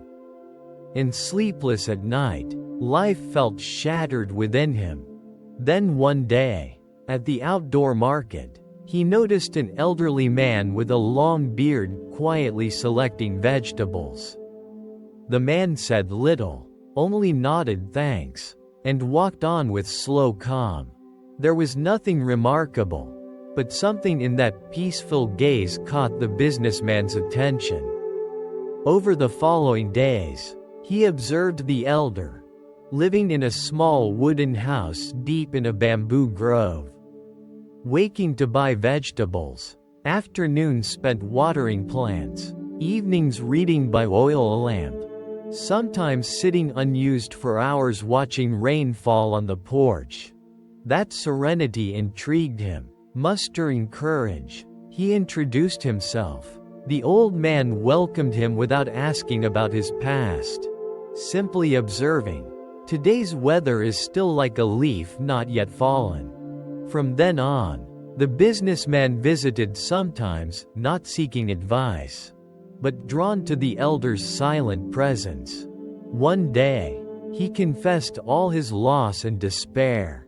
After long silence, the elder offered tea and said, "If you still call it loss, you're still clutching it." Surprised, the man asked, "But isn't loss supposed to hurt?" The elder replied, "Pain is natural, but holding that pain forever is a choice. Some wounds bear forever because we repeatedly scratch them through memory, to prove we once had, and then lost. Letting go doesn't mean forgetting. Letting go means accepting that it happened, and no longer making your mind repeat it." After that, the man stayed away for some time, contemplating the remark as if sorting broken shards of thought, deciding what to keep and what to release. One morning he opened his window to find the path covered in mist. In that moment he felt a subtle lightness, like the first breath of a new day, not because everything was resolved, but because he no longer felt he needed to solve everything. He began to live as the elder had taught, slowly, silently, without proving anything or seeking validation. In the following days he asked if he could help water the plants, sweep the courtyard, cook tea. Gone was the high-flying executive, replaced by someone learning to live as if everything were new. Over time his hair turned gray, but his eyes grew brighter. Townspeople began calling him Mr. Thou, because he planted fragrant herbs by the stream, dried them into tea, and gave them to whoever needed. No one asked about his former life, and he never mentioned it. Once, asked why he didn't return to the city and start anew, he replied, "I don't need to start over, because in the end I never truly lost anything. I only held too tightly." That phrase didn't strike everyone at once, but planted gently as a seed in the soul. In time it might sprout when the soil of the heart warmed and the rains came. The elder passed away quietly one autumn morning, leaving on the bamboo wall only a single line of writing, no ceremony, no obituary. Someone who has fallen into an abyss yet still breathes is someone who has climbed the summit without climbing. Mr. Thou preserved the house unchanged, sweeping the yard each day, brewing tea every dawn. If anyone came knocking, he invited them in, not to counsel, but to sit and watch the rain. No words were needed, because he believed that some suffering needs only to be set down to dissolve. In the following years, the small bamboo house by the stream quietly became a refuge, not as a physical shelter, but for wearied souls tired of ordinary paths. People came unbidden, sometimes for a morning, sometimes for days, helping sweep, cooking, tending herbs. The atmosphere was still as water before the wind rises, where no one asked where each came from or why they hurt. Everyone carried a private sorrow, and gradually set it down, like Mr. Thou cleaning tea leaves, boiling wood fire water, then waiting without hurry, waiting for the water to boil, waiting for a calm mind, waiting for the self to dissolve into the misty dawn. Young seekers who once believed Zen was a lofty practice, sitting cross-legged for hours fighting thoughts, often realized within days there. Sometimes Zen simply means chewing a piece of rice slowly, knowing that it is just rice, not an illusion of will or achievement of spiritual effort. Once a young woman knocked on the door at dusk. She looked hollow, exhausted, eyes haunted as if fleeing something unnamed. Mr. Thou asked nothing, only offered a chair and a warmly steeped cup of tea prepared since afternoon. They sat in silence until she quietly cried, not out of more pain, but finally feeling safe enough to release her pain without concealment. When she stopped, he only said, "Tears are water washing the roots. A tree cannot grow unless its root is wet." No more counsel was offered. She nodded, as if for the first time in her life someone allowed her to be weak without judgment. She stayed weeks, helping Mr. Thou with tea making, leaf trimming, gathering wood. Nights they sat under the lamp, not discussing philosophy, but sharing stories. A gust of wind rustling through the roof. Insects quietly retreating in summer nights. In those unneeded explanations, her mind gradually ceased its struggle. One evening at a simple meal, she smiled, the first smile she hadn't recognized in years. Not everyone finds explanations in life, but sometimes they only need a place where they are not forced to explain themselves. Mr. Thou never labeled what he did. To him, it was not practicing Zen, not serving others, nor healing people. Simply put, it was just living with the sun when it rises, the mist when it falls, with people when they arrive, and with himself when he sits quietly. In his free moments, he often reread the old notes left behind by the elderly man long ago. On one faded page, a blurred ink line read, "A seeker does not need to comprehend the entire universe. One only needs to learn not to throw stones into the running water." At first, he didn't understand it, but later, when he saw those who visited him gradually touch unnamed silence within themselves, he realized that the water was always clear. It was we who threw so many stones, expectations, regrets, resentment, and then blamed the water for not reflecting our faces clearly. Years passed, and people in that region began calling the place for gentle breathing.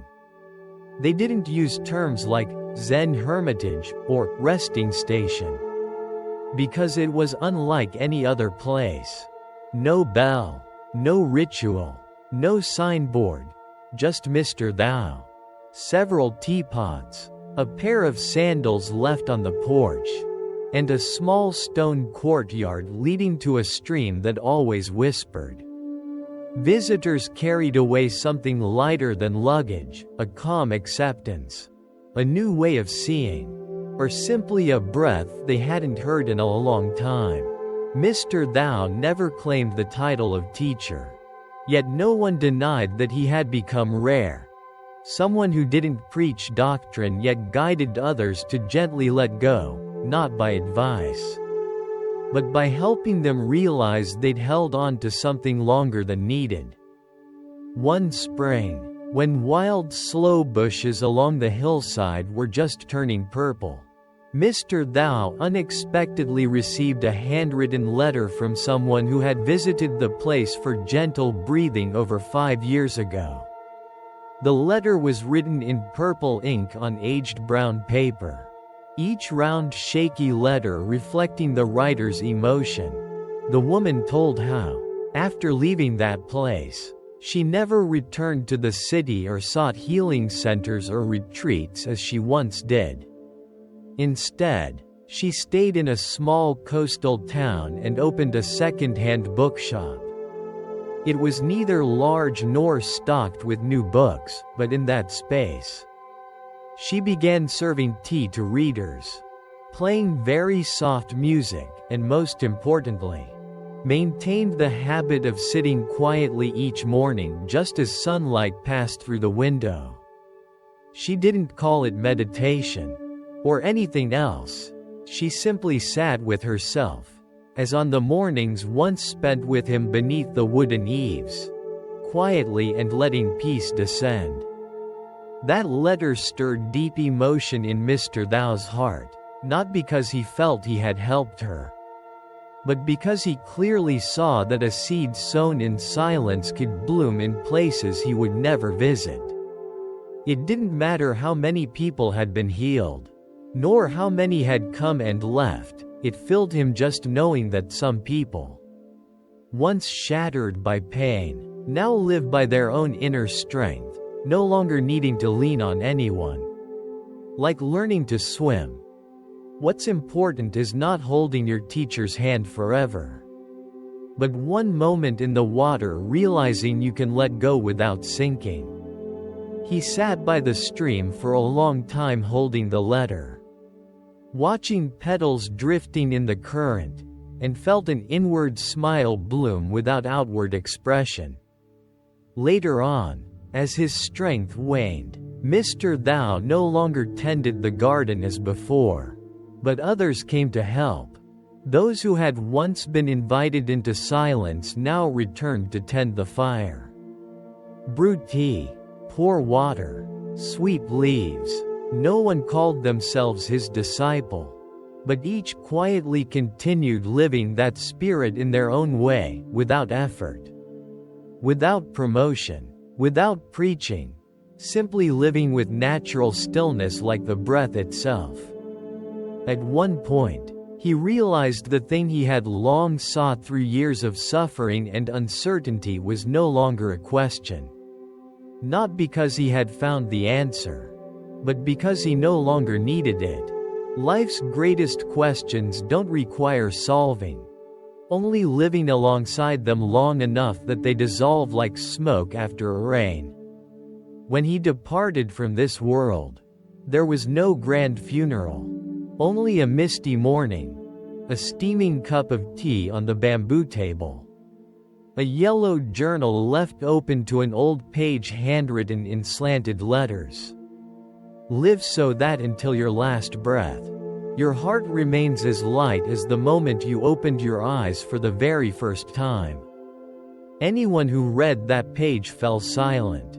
No tears, no grief. A few who had once visited place for gentle breathing gathered to rebuild the fallen porch, planting more aromatic herbs so that it could continue supporting those who needed somewhere to lay something down, not baggage, but the burdens long held. No Buddha statue, no nameplate, just the gentle murmur of water, a breeze scented with tea, and a courtyard keeping itself leaf clean. A place where one didn't need to speak to feel they had come home. On one summer day, a group of university students from his old school came to visit. They intended to interview him for a project about people who abandon modern society. They brought recorders, notebooks, a camera. But when they arrived and saw him peeling potatoes beside a basin of water, they all fell silent, not because he refused to speak, but because his presence felt like a transparent mirror. They didn't know where to begin. Finally, one student dared ask, "Sir, do you regret giving it all up?" He paused, looked up, his gaze neither sad nor mocking. "It is not that I gave everything up. Everything gave itself up to me. I only stopped holding on." That answer left the group sitting in deep silence for a long time. They stayed one night, eating potato-fattened rice, drinking spring water tea, sleeping on bamboo mats. The next morning, before they left, none of them wanted to turn on their recording devices anymore. They realized there was nothing to bring home but a feeling, an expansive sense of a life no longer trying to win or lose against existence. His story had no dramatic turning point, no sudden enlightenment like in the books. It was simply the journey of a man who once believed he understood life completely, only to discover that everything he knew could not save him from the emptiness that followed losing loved ones. In that emptiness, he did not run searching for another answer. Instead, he sat still, accepted it, lived with it, until that emptiness ceased to be a pit and became a space. Space for wind to pass through, for light to enter, for life to sprout anew. He never accepted disciples, never delivered sermons, but people who met him would say, he never needed to speak.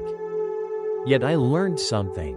When he passed away, no funeral was held. A villager gathering herbs stumbled upon him in the mountain hut. They found him lying in a meditative posture, face turned toward the pine forest, eyes half closed as if listening to the last falling leaves. Beside him lay his final journal. On the last page, fading blue ink formed one final line. When you no longer try to go anywhere, you have arrived.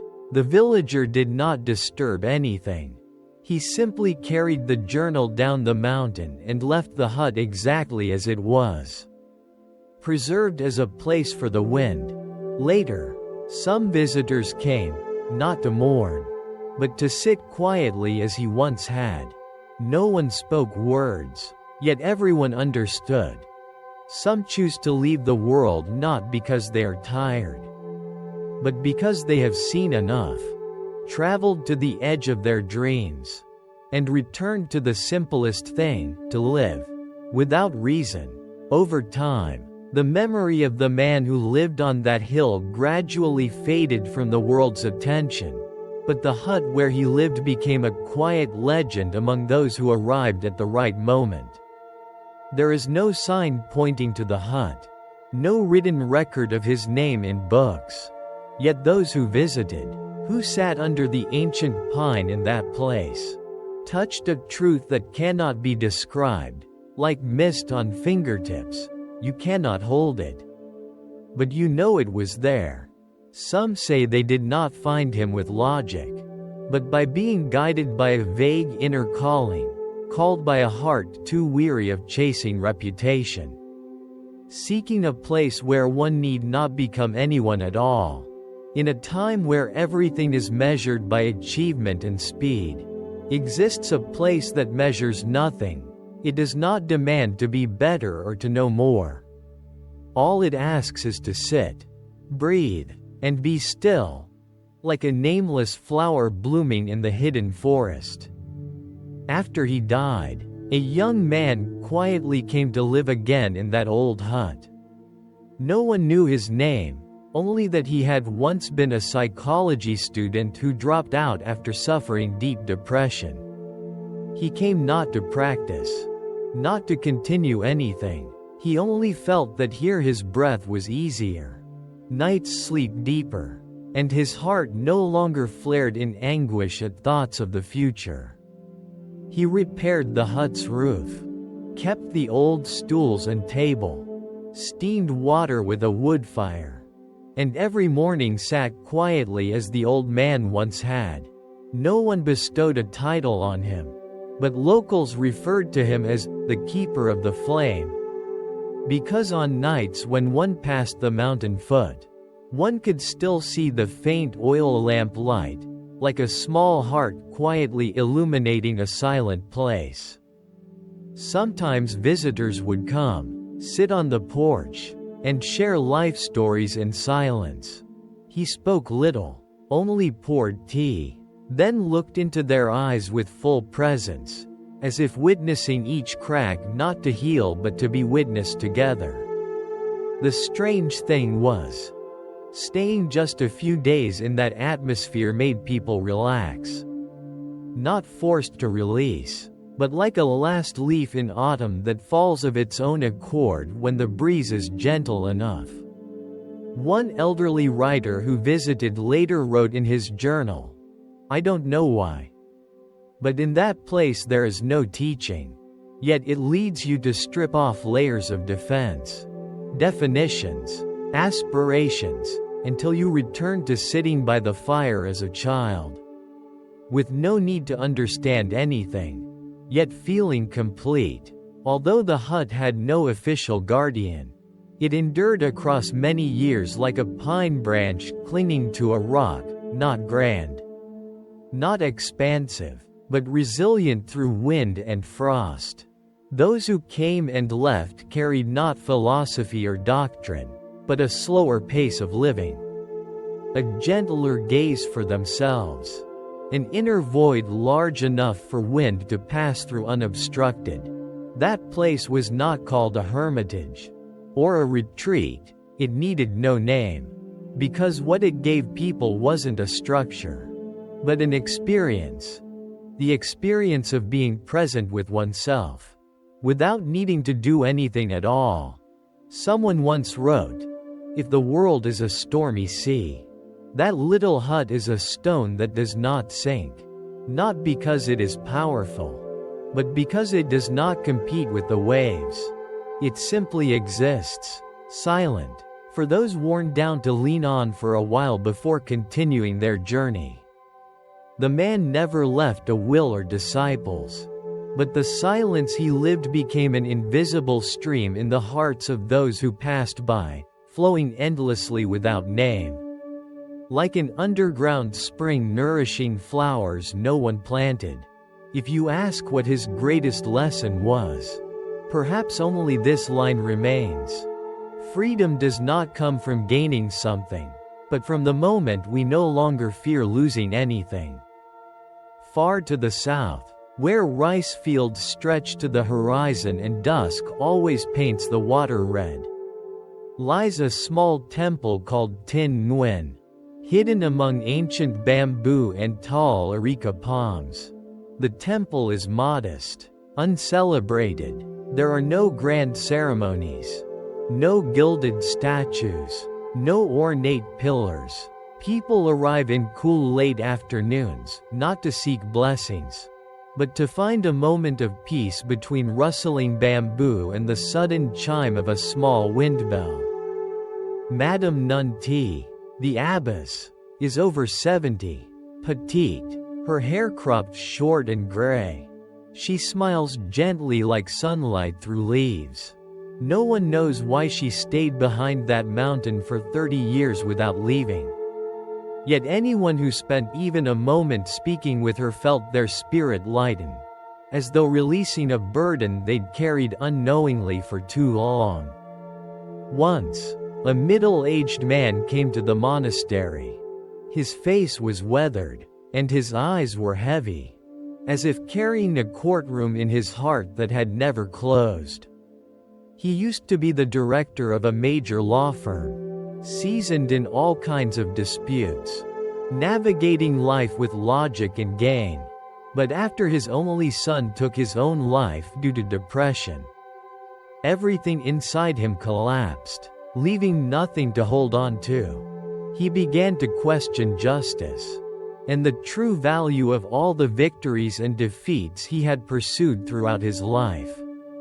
An old friend suggested he go somewhere quiet, not to find answers, but simply to let his mind stop asking.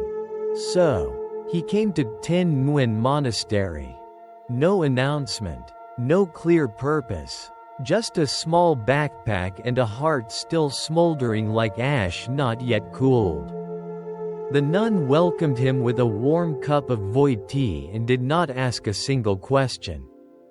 The evening meal was nothing more than plain rice, amaranth soup, and braised tofu.